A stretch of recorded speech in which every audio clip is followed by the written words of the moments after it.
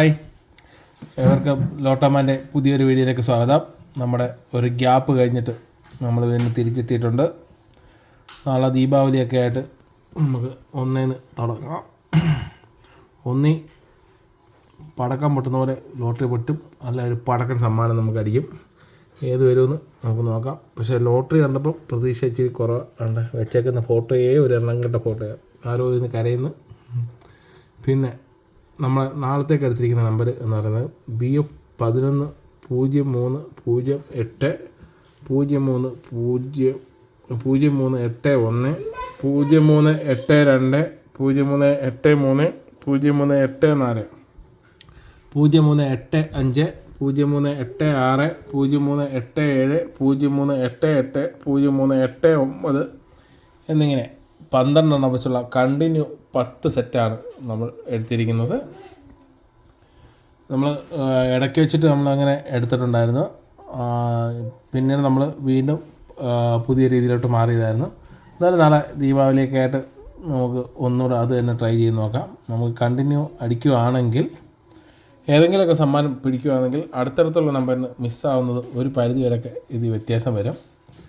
അത് സമ്മാനം ഉണ്ടെങ്കിൽ 1-2 സമ്മാനം വരുന്നതിലും ഇങ്ങനെ കണ്ടിന്യൂ വരുന്ന 10 നമ്പറുകളിൽ കൂടുതലായിട്ട് സാധ്യത നമ്മൾ കണ്ടിട്ടുണ്ട്. അതുകൊണ്ടാണ് നമ്മൾ കൂടുതലും ആ രീതിയിൽ എടുത്തിരിക്കുന്നത്.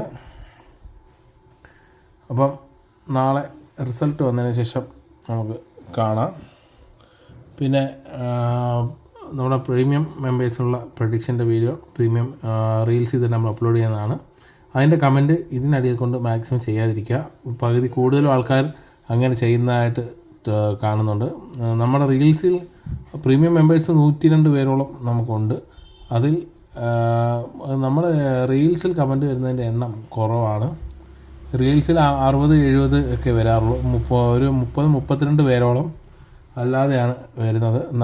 നമ്മൾ ഈ പ്രീമിയം റീൽസിൽ നിന്ന് എടുക്കുന്നതിന് മാത്രമാണ് നമ്മൾ സെലക്ട് ചെയ്യുന്ന ആൾക്കാരെ.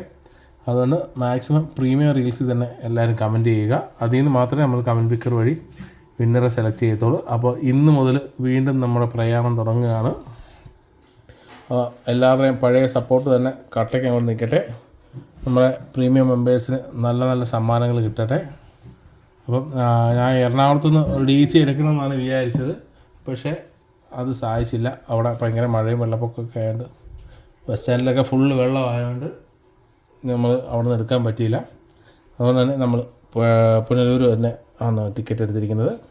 അപ്പം നമ്മളെ കണ്ടിന്യൂ 10 നമ്പറാണ് നമ്മൾ എടുത്തിരിക്കുന്നത്. അപ്പം നിങ്ങൾ എല്ലാവരും കമൻറ്റ് ചെയ്യുക. നാളെ റിസൾട്ട് വന്നതിന് ശേഷം കാണാം.